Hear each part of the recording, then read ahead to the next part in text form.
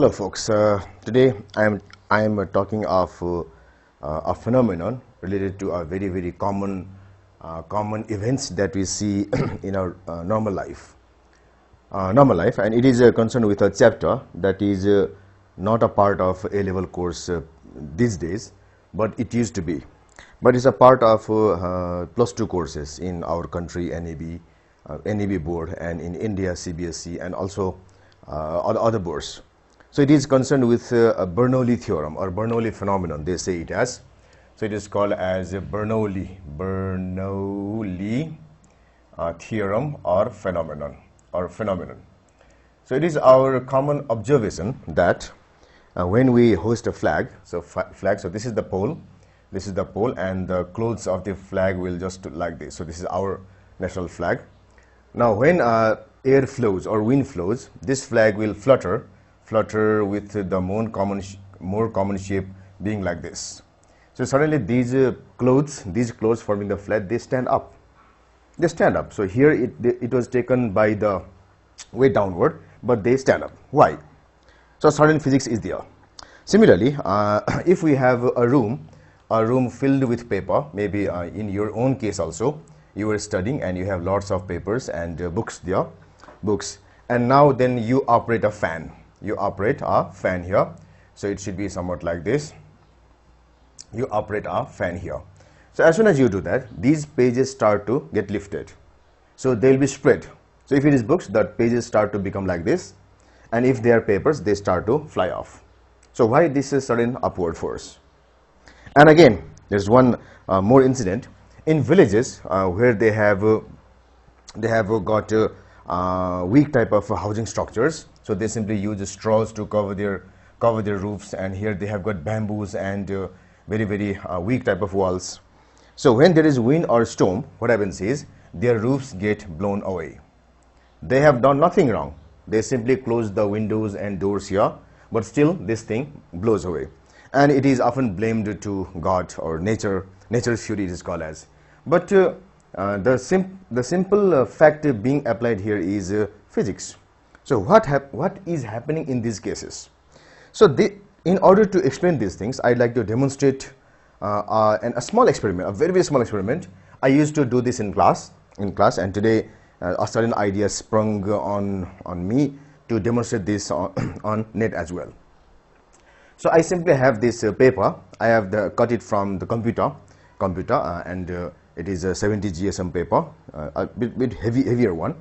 So I will blow air on this paper, air. Once I will blow air like this from above, and then in the next case I will blow air from the bottom. And my room does have fan, so there's a slight bit of movement here, but it is not affecting its flight. So you can see here, it does not affect it much compared to what I am doing right now. So let me blow air below here. So when I blow air, our usual expectation is that it will stand like this. It will rise like this. So let's see, like this. Yes, it's natural because it strikes here, the air comes back and it is pushed here. Simple form of action and reaction. Now let us see what happens. So when I blow air here, the air is not going to strike it anywhere. It must go in its path. And let's see what happens.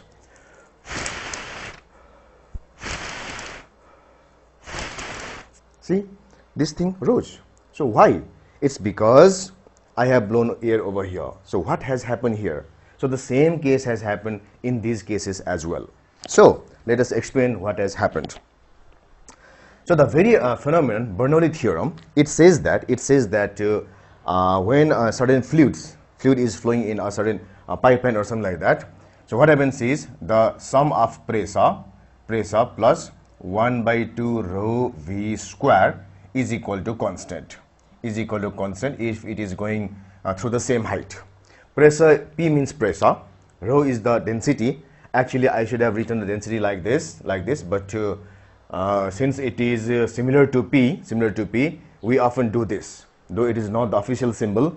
Many of my teachers also, and many other teachers also, countless number of teachers, and also write this, and I'm also following the same trend. So in a Bernoulli theorem, what it says is for a flowing fluid, let us say, the sum of pressure plus half rho v square should be constant. So v is the velocity, rho is the density, and this should be constant. So that means if v increases, and if the fluid is incompressible for the existing conditions, incompressible in the existing conditions. So if rho is constant and v increases, so if v increases, what we should have is pressure decreases.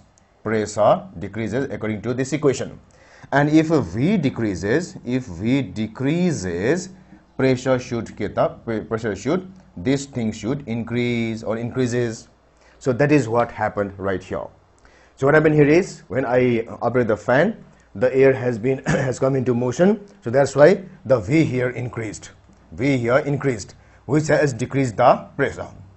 So here we have got low pressure above the paper, and below the paper there is no air movement, so that's why v is less. V less means pressure becomes high comparatively.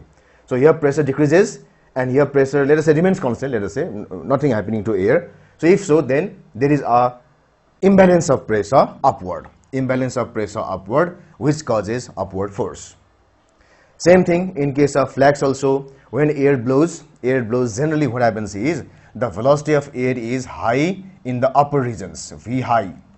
In the upper regions, the velocity of air is high. It's a natural trend there. In a certain locality also, the pressure in the ground floor is, the velocity of air in the ground floor is less, and the velocity in the upper floors is high. So that's why we often want to go upstairs if you want to have some fresh air, have some blowing air. That's a usual trend. So here V high, here V less. So V less means pressure high, and V high means pressure less. So this creates a resultant pressure upward, and these clothes get lifted, of the flag gets lifted, which we call as a fluttering of flag also. Depending on the motion of air, there might be wave type motion here, we call it as fluttering. Same thing here also. So when wind blows, what happens is, wind blows like this, it goes like this. So the velocity is high here, which makes pressure less. But here velocity is less, which makes pressure high. And when this thing overcomes the weight as well as the fastening forces there, the attaching forces, the forces of the knots and something nails, then they simply get blown away. And same thing happened when I blew air on that paper strip. Same thing happened here. So what happened was, I blew air here, velocity increased. V increased means pressure decreased. So here, no velocity or less velocity, pressure increased, so it just gets like this. So let's see once again. Like this. So this is what happens because of that imbalance of pressure. Similarly, we have other phenomena also happening because of these cases. So when a plane flies, this phenomenon also aids in the upward flight of the plane. This phenomenon also, it is not the only factor, it also aids in the upward flight of plane. For example, the wings of planes are designed in such a way that when looked by the sides, wings of the plane, so they will have some sort of shape like this, Now when they move forward, what happens is air particles strike over them, so the air particles will move like this. The air particles here have to move like this, somewhat maybe like this. The particles here maybe move like this, so this will come down, ultimately it has to come down like this. This will move like this, and this might move like this, and so on. And the air molecules here will simply move straight like this. So what happens here is, there is some sort of vacuum-like structure here, some sort of emptiness here when it moves forward. So in order to fulfill that emptiness, air from other molecules have to come fast to fulfill this space. So what happens is, because of that, there is high velocity of air here. In the upper regions, V of air is high, and in the lower regions, V of air is less. So this makes pressure less here and pressure high here. That creates some sort of upward pressure and upward force.